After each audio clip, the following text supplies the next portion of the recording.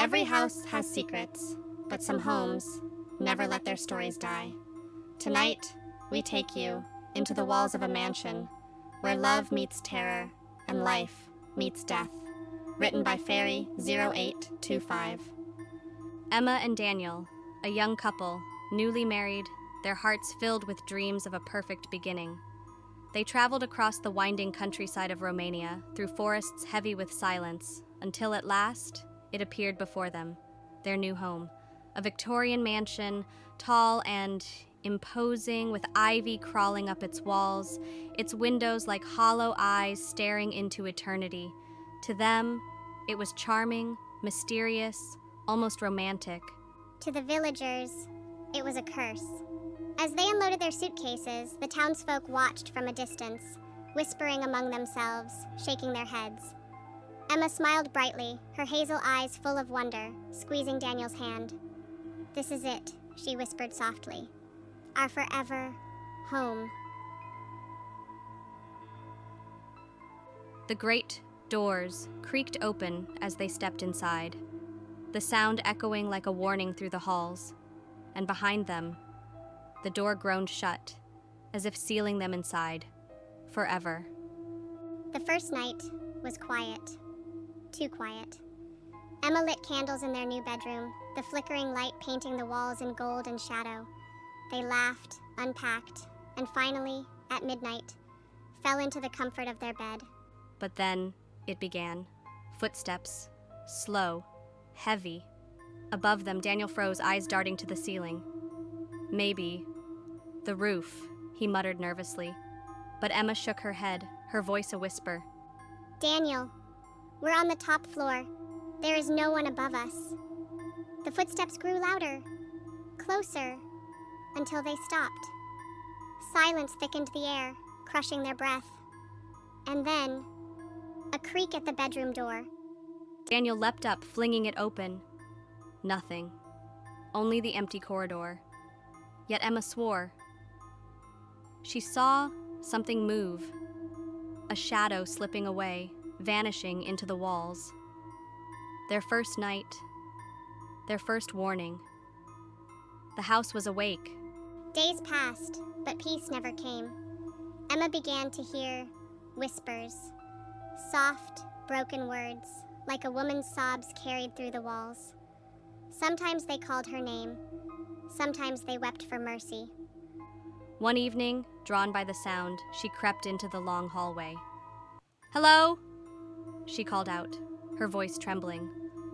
The whispers stopped. Cold air rushed around her, her skin prickling with ice. She turned, and in the corner of her vision, a figure, a pale outline of a woman, shrouded in shadows. Emma gasped, spinning to face her. Nothing. Only darkness. Only silence. But her heart knew the truth.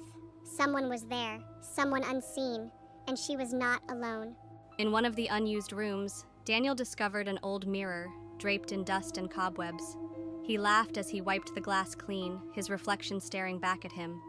But then, something else. For just a moment, a face appeared behind him, a pale woman.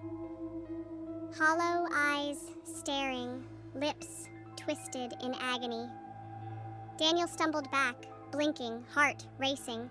He looked again, only himself. But when he turned around, the room was empty. Empty, yet colder. His breath hung in the air, his skin crawling. Emma entered, sensing his unease.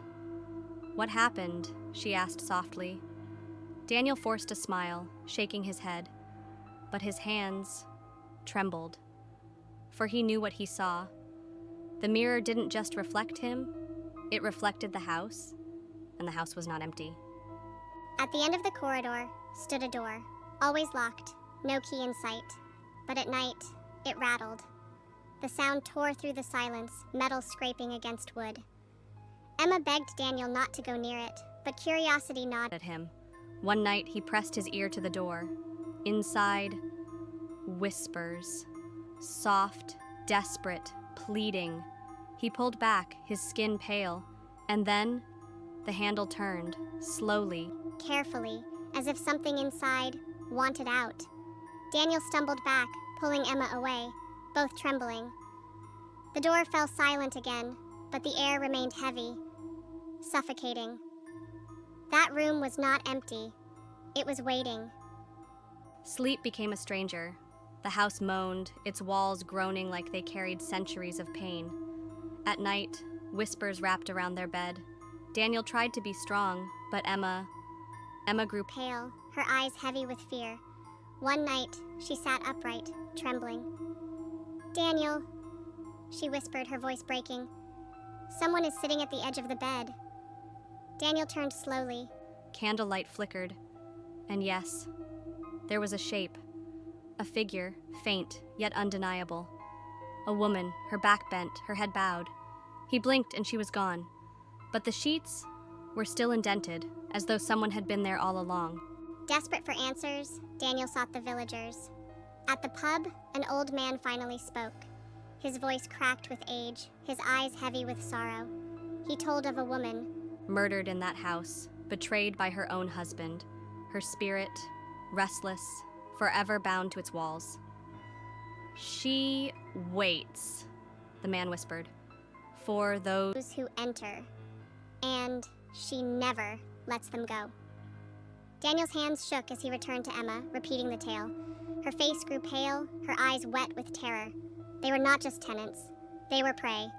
And the house was the trap. Yeah, one night when everything changed.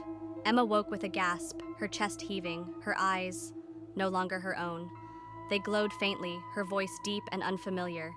She clutched Daniel's arm with unnatural strength, whispering words he couldn't understand.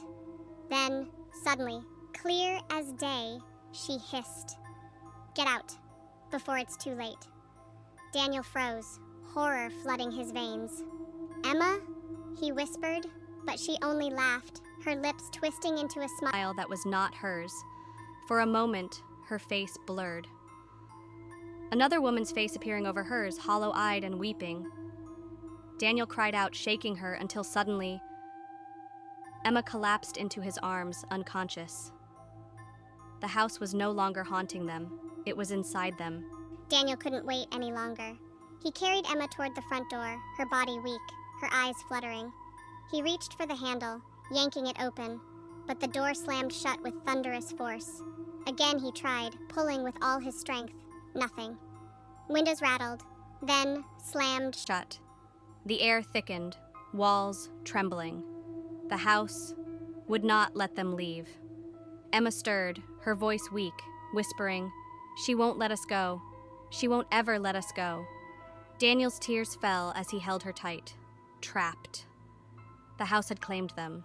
At last the locked room could wait no more.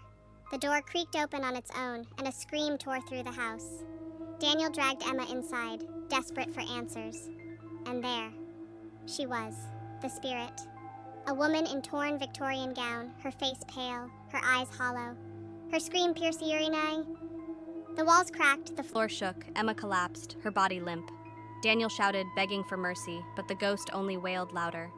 Shadows wrapped around him, pulling him back, stealing his voice.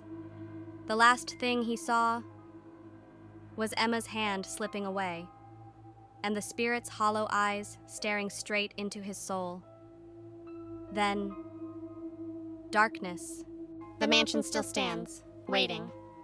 The whispers never die, the doors never stay closed, and the house waits for the next soul, foolish enough to call it home.